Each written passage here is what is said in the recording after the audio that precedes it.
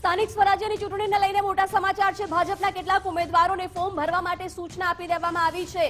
ઉમેદવારોના નામો જાહેર થયા પહેલા જ સૂચના આપવામાં આવી। ભાજપે ઉમેદવારોને ફોર્મ ભરવા માટે સૂચના આપી છે। આવતીકાલે ઉમેદવારોના નામો જાહેર કરવામાં આવશે તો કેટલાક તાલુકાઓમાં ઉમેદવારોએ ફોર્મ પણ ભર્યા છે।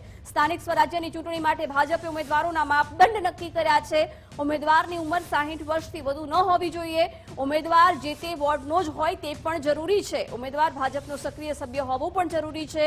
સારું કામ કરનારા ઉમેદવારને ફરી તક આપવામાં આવશે તો કેટલાક માપદંડો નક્કી કરવામાં આવ્યા છે। વિગતો સાથે સંવાદદાતા નિકુંજ જાની જોડાઈ ગયા છે। નિકુંજ, આ વખતે ઉમેદવારોની પસંદગીમાં ભાજપ દ્વારા કેટલાક માપદંડો પણ નક્કી કરવામાં આવ્યા છે, શું વિગતો છે?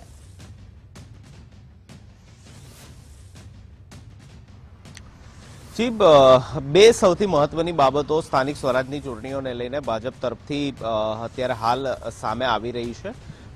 પ્રદેશની ભાજપની પાર્લામેન્ટરી બોર્ડની બેઠક હાલ ચાલી રહી છે અને સૂત્રો કહી રહ્યા છે કે લગભગ રાતના 1 વાગ્યા સુધી આ પાર્લામેન્ટરી બોર્ડની બેઠક જે છે તે ચાલે તે પ્રકારનું અનુમાન છે।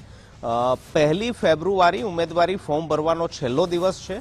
આજે 30 ફેબ્રુઆરી છે, એટલે કે હવે સમય ખૂબ ઓછો રહ્યો છે અને પાર્લામેન્ટરી બોર્ડની બેઠક હજી ચાલી રહી છે। આ તમામ બાબતો વચ્ચે ભાજપના કેટલાક ઉમેદવારો સ્થાનિક સ્વરાજની ચૂંટણીના, જેમાં તાલુકા પંચાયત હોય, જૂનાગઢ નગરપાલિકા હોય કે અન્ય નાની નગરપાલિકાઓ છે, તેના ઉમેદવારોને સૂચના આપવામાં આવી છે કે તેઓ ઉમેદવારી ફોર્મ ભરવાની તૈયારીઓ શરૂ કરી દે। જે ઉમેદવારોના નામો લગભગ નક્કી થઈ ચૂક્યા છે તેવા ઉમેદવારોને જિલ્લા પ્રમુખ અથવા તો ત્યાંના સ્થાનિક ધારાસભ્યના મારફતથી સૂચના મળી ચૂકી છે કે તેમને ઉમેદવારી ફોર્મ ભરવાની તૈયારીઓ કરી લેવાની છે। અલબત્ત અમુક તાલુકા પંચાયત અને નગરપાલિકાઓ એવી છે કે જ્યાં આજે ઉમેદવારી ફોર્મ ભરાઈ પણ ચૂક્યા છે। ગાંધીનગર તાલુકા પંચાયતની અંદર પણ લગભગ 5 થી 6 જેટલા વોર્ડની અંદર ઉમેદવારી ફોર્મ ભરાઈ ચૂક્યા છે। હવે ઓફિશિયલ રીતે ભાજપ જ્યારે ઉમેદવારોના નામ જાહેર કરશે ત્યારે જે ફોર્મ ભરાયા છે તે પૈકી જેમના નામ છે તેઓ હયાત રહેશે અને બાકીના જે લોકો છે તેના ફોર્મ જે છે તે વિડ્રો કરી લેવામાં આવશે। આ રહી વાત એક। બીજી બાબત એ પણ સામે આવી રહી છે કે સ્થાનિક સ્વરાજની ચૂંટણીની અંદર ભાજપે ઉમેદવારો પસંદગીને લઈને ક્રાઇટેરિયા પણ નક્કી કર્યા છે। જે ક્રાઇટેરિયા સામે આવ્યા છે તેમાં ભાજપે એ નક્કી કર્યું છે કે સ્થાનિક સ્વરાજની ચૂંટણીમાં 60 વર્ષની ટોચ મર્યાદા ઉમેદવારની રાખવામાં આવી છે, એટલે કે વધુમાં વધુ 60 વર્ષ સુધીના ઉમેદવાર જે છે તેને સ્થાનિક સ્વરાજની ચૂંટણી માટે ભાજપ તક આપશે, એટલે કે ટિકિટ આપશે અને તેઓ લડી શકશે। 60 વર્ષ કરતા ઉપરની ઉંમર છે તો તેમને સ્થાનિક સ્વરાજની ચૂંટણીની અંદર ટિકિટ નહીં આપવામાં આવે, તે ક્રાઇટેરિયા એક રાખવામાં આવ્યો છે। બીજો સૌથી મહત્વનો ક્રાઇટેરિયા એ છે કે જે તે ઉમેદવાર જે તે વોર્ડનો હોવો ખૂબ જ આવશ્યક છે।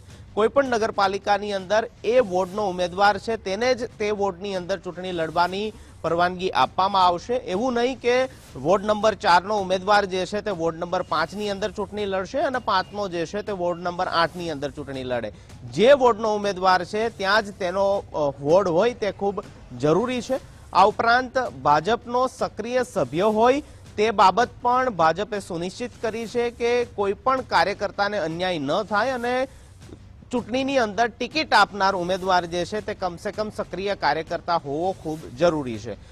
પાછલી સ્થાનિક સ્વરાજની ચૂંટણીની અંદર આપને યાદ હશે કે ભાજપે એક નો રિપિટેશન થિયરી અપનાવી હતી, એટલે કે હાલના તમામ ઉમેદવારોને ટિકિટ ન આપીને નવા ઉમેદવારો છે તેને ચાન્સ આપ્યો હતો।